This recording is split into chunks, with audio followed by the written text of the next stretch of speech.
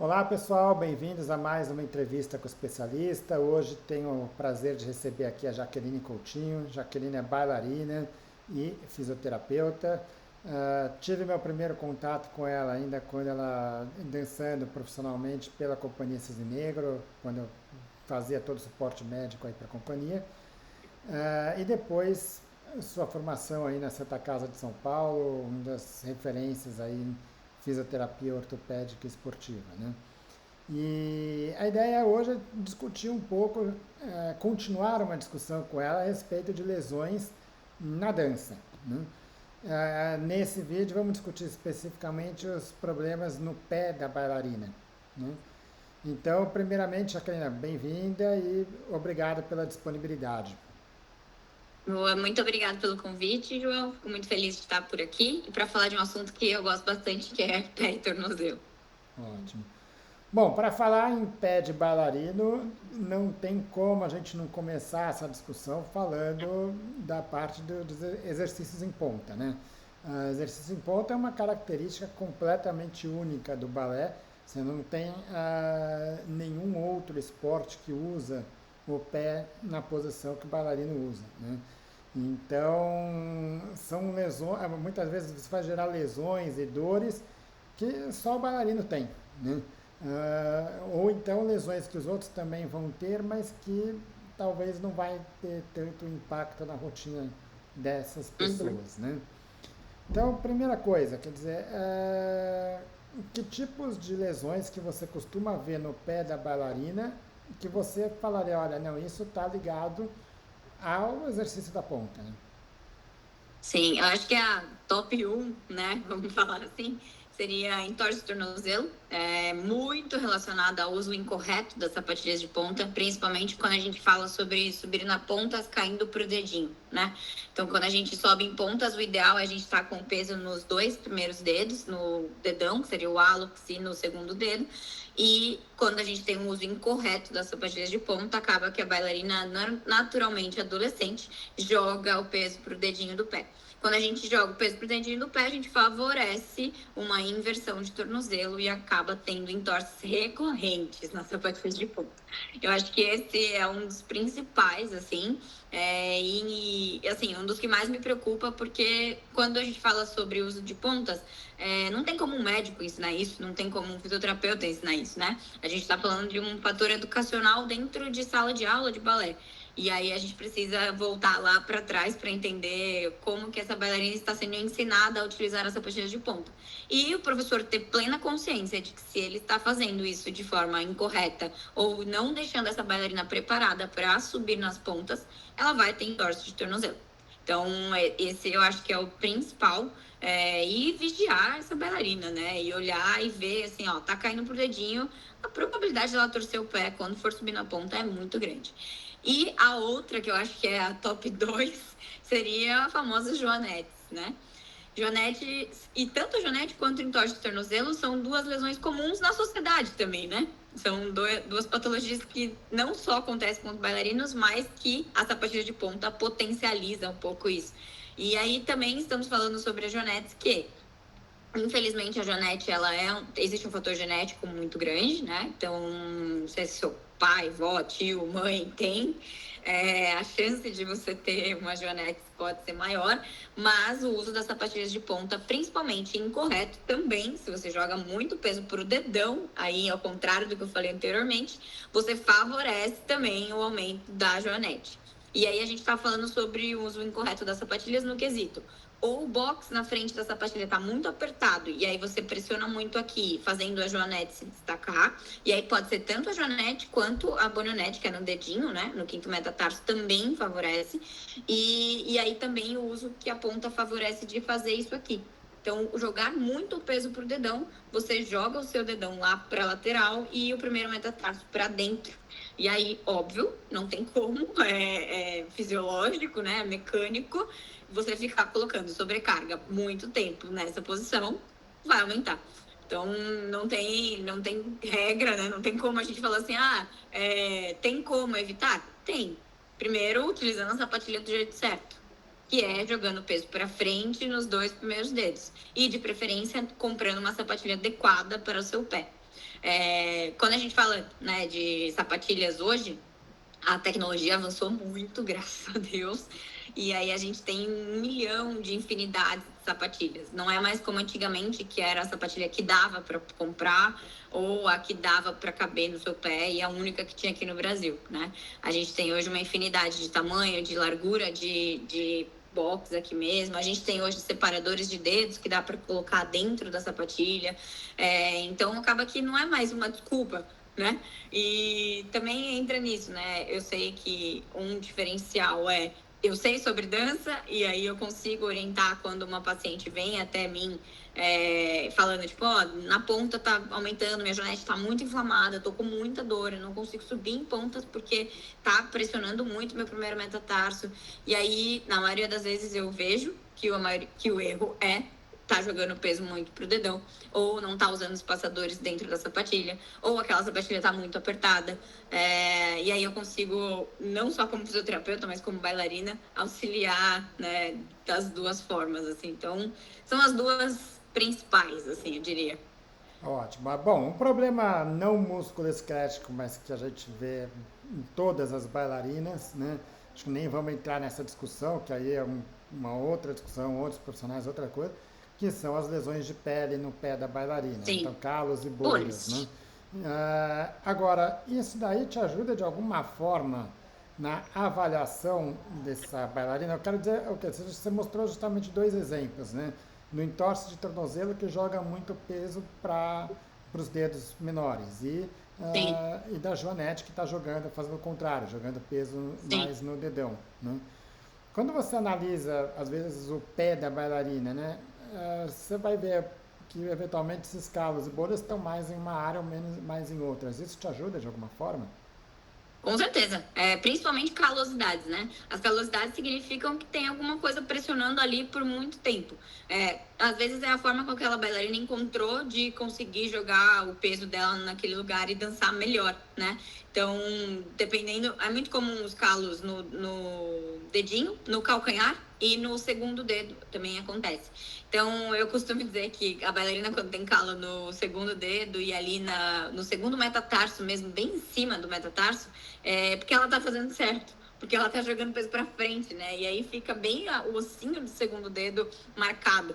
E aí não tem um pouco como a gente tirar essa sobrecarga, porque, infelizmente, a sapatilha de ponta, ela é rígida, ela é dura, ela vai gerar essas calosidades, né? Mas ajuda muito a gente perceber, putz, tá caindo pro dedinho, tá caindo pro dedão. Essa bolha aqui, na grande maioria, ou acontece muito na cabeça, assim, na falange, né, do primeiro metatarso, do dedão, ou no dedinho, por exemplo. Só que aí, lesões de pele tem questões que pode ser o uso da ponteira incorreta, ou uma ponteira que não é para pele daquela pessoa. Às vezes a pessoa tá tomando alguma medicação que deixa a pele um pouco mais fina, e aí isso também piora.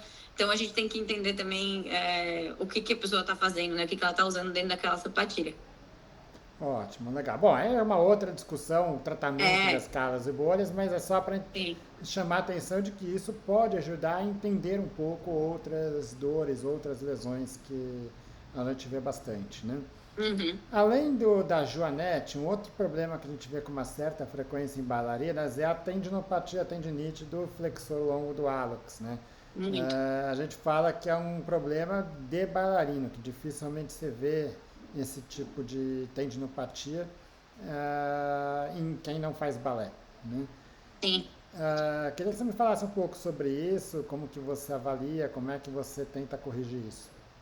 É bem comum, muito comum mesmo, tanto a do flexor longo do hálux quanto a síndrome do ostrígono, né? Que é aquele osso posterior no calcâneo e no talos, né? E aí, a do flexor longo do hálux é muito comum por conta de que todo o trabalho de balé em si, ele trabalha muito essa flexão dos dedos, né? E aí, quando a gente fala não só da ponta, mas de meia ponta mesmo, essa sapatilha da meia ponta exige com que você faça o trabalho de meia ponta para flexionar os dedos. E aí, essa flexão de dedos, quem faz são os flexores de dedos. Então, fica quase que impossível, né? Essa pessoa não ter uma tendinopatia ali. E aí, falando de tratamento, primeiro eu oriento a pessoa a começar a fazer gelo para ontem. Eu acho que atleta, na verdade, né? Ou quem trabalha com esporte que não faz gelo, tá fazendo errado.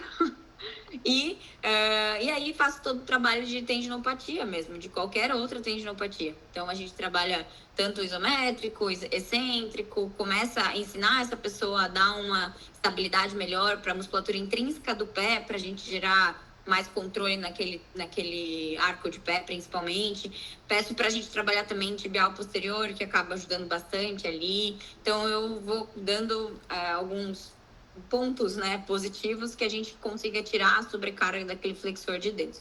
Na maioria das vezes é difícil, não é fácil, porque é o músculo que ela vai usar muito.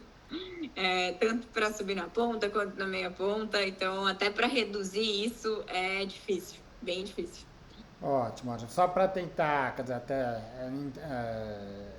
fazer as pessoas entenderem um pouco melhor o que é essa tendinopatia.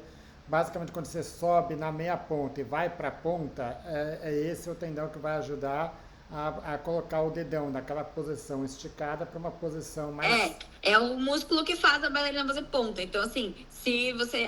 A dor que acontece com essa lesão é uma dor na região de dentro, assim, né? Próximo ali ao maléolo, que todo mundo conhece, e aí embaixo do maléolo e também embaixo do pé. Então, pode ser até confundida com fasciite, às vezes. A menina às vezes tem desconforto embaixo do pé ou na região de dentro do tornozelo, assim, bem na lateral, né, na parte de dentro. E aí é por conta disso, é de sair da ponta de flex para ponta, é de dobrar o dedo. E quantas vezes a bailarina faz isso, né? Ótimo, ótimo. Você falou um pouco do ostrígono, na verdade, que seria o impacto posterior de tornozelo, né? Então, Isso. Diferenciar um pouco essas condições, né? Que na verdade o ostrígono é uma condição muito comum, independente da dança. A questão é que o bailarino vai ter dor, né? Porque basicamente pela posição de ponta, né? Onde vai gerar uma compressão ali do ostrígono, né? Isso. E é uma diferenciação importante com as tendinites a tendinite de Aquiles, porque como bem diferente. é uma condição que você vai ver muito pouco também, quem não é bailarino, muitas vezes passa em consulta, não, é uma tendinite de Aquiles, né? E no fundo você está tratando um impacto posterior de tornozelo, né? Sim. Eu costumo falar que são bem diferentes, é até difícil de não, sem dúvida, sem assim, dúvidas, né? São condições diferentes, clínicas, para quem Bem sabe do diferentes. que está falando, são coisas que são bem diferentes, né? Mas o local da dor, às vezes o paciente não consegue especificar muito, mas no bailarino é impressionante. A quantidade de bailarinas que eu atendo fez um raio-x de tornozelo, vai estar lá o bocinho na região de trás do calcanhar, né, do tornozelo. E aí a gente não pode confundir isso, quando a gente fala de um osso atrás, com esporão calcâneo. São coisas diferentes também, claro. né? Então, o esporão calcâneo, às vezes, é um osso que fica mais saliente, é visível. Acho que se você é bailarina você provavelmente faz muita bolha nesse lugar, porque ele fica raspando ali na sapatilha, mas o ostrígono, ele é por dentro, né? Então é por conta de fazer ponta do pé. Então quanto mais ponta do pé você for fazendo, principalmente durante a adolescência, em que é uma fase em que o osso tá tendo desenvolvimento, a gente fica dando impacto, água mole, pedra dura, vai batendo e vai criando mais osso, né? Então, ele vai desenvolvendo um impacto ali na região de trás do seu pé.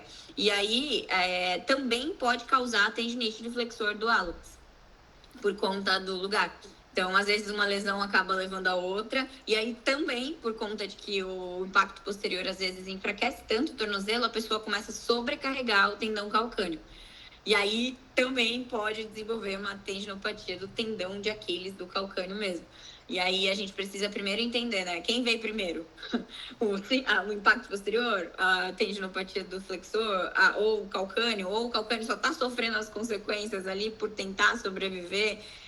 Então eu tenho bastante cautela, assim, principalmente quando vem bailarinas profissionais que já estão com um impacto posterior, porque é um controle de sintoma, né? Na maioria das vezes. Ali a gente não tem como tirar esse impacto posterior, principalmente se tem um crescimento ósseo muito saliente.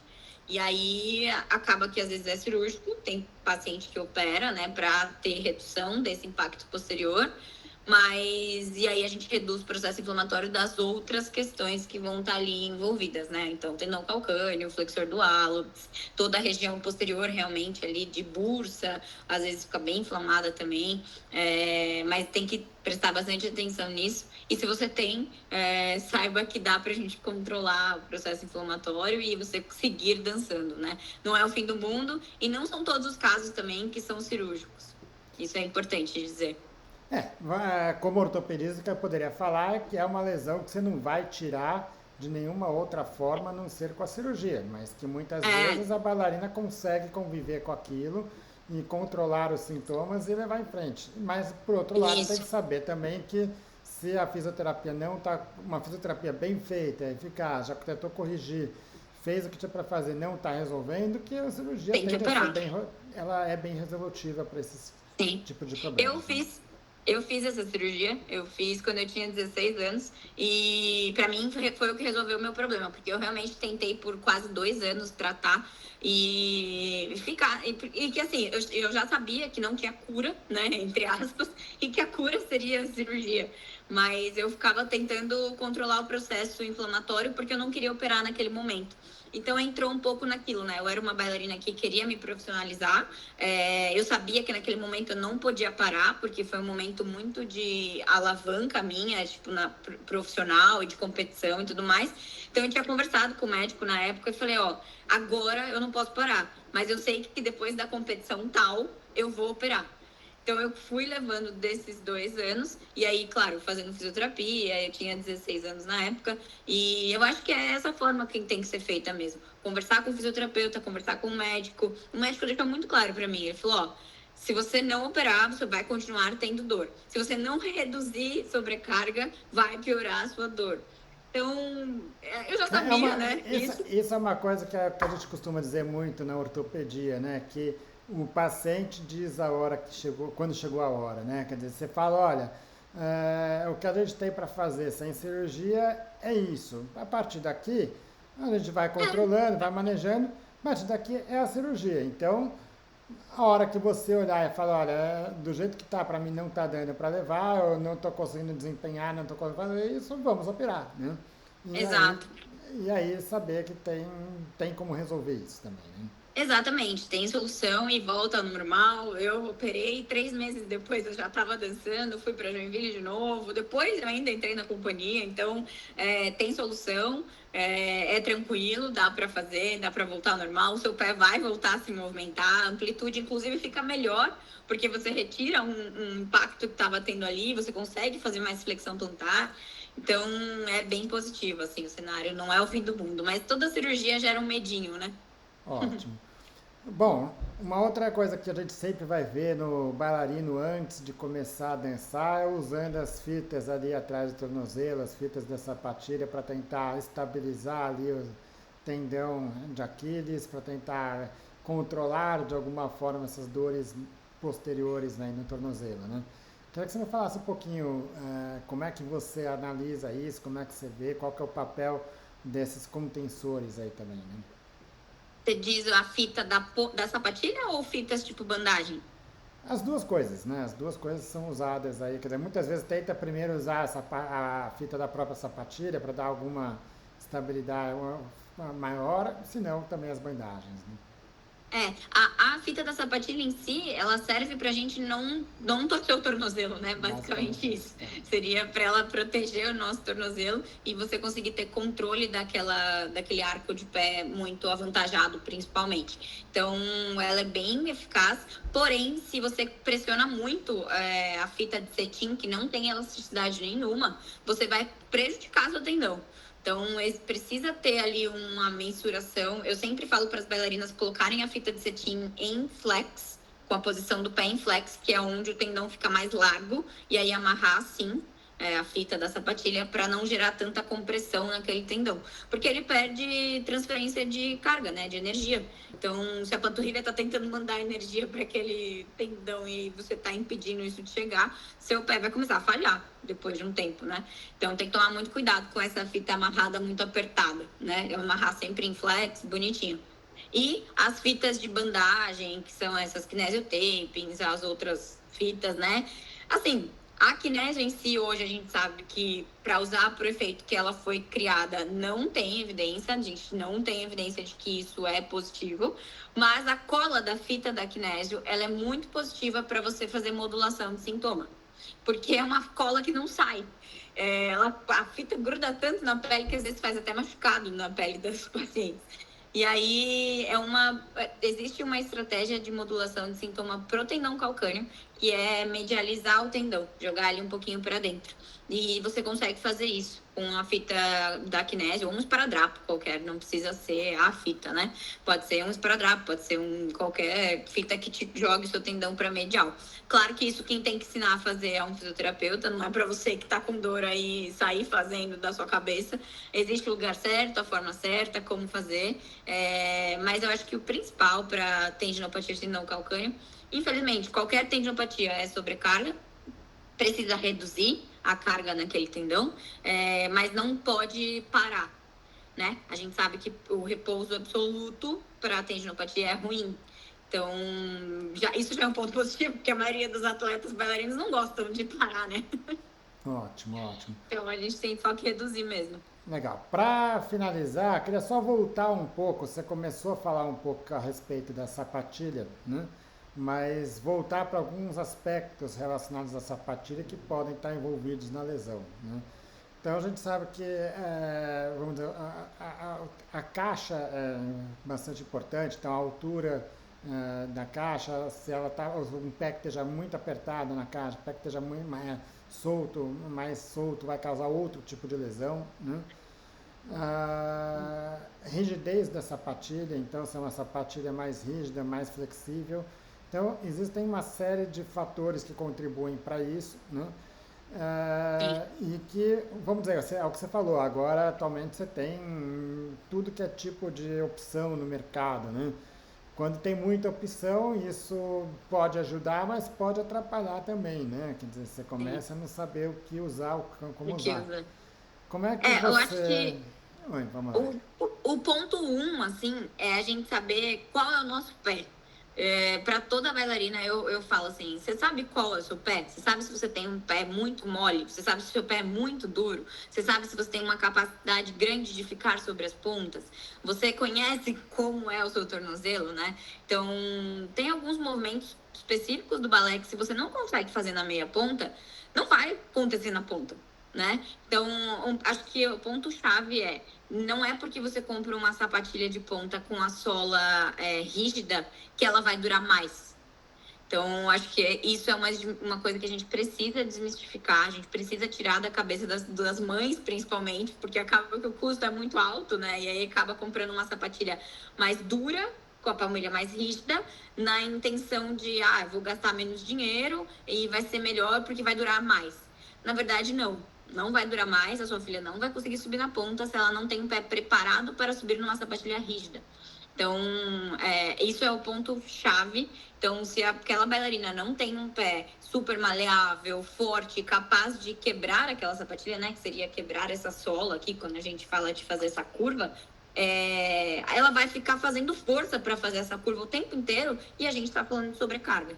E aí a gente vai gerar sobrecarga e essa menina vai se machucar, na verdade. E o contrário, então, o contrário também é válido aí, né? Quer dizer, quando você está com uma bailarina que tem um corpo mais robusto, usar uma sapatilha muito mole não vai sustentar o pé dela, né? Não vai sustentar. E aí a gente pode falar sobre composição corporal e também sobre fraqueza de tornozelo. Porque tem gente, às vezes, que tem um tornozelo super forte, super capaz de quebrar uma sapatilha rígida em uma semana.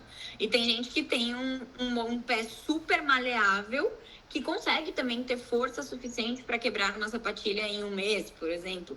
E aí, primeiro, por isso que eu falo, conheça qual é o seu pé.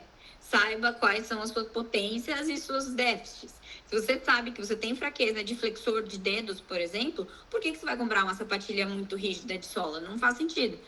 Agora, se você sabe que você tem um pé que tem um super colo de pé, né, que é a parte da frente aqui para frente, bem tombado, você precisa, por exemplo, de uma sapatilha com uma caixa, que é o box, um pouco mais alto.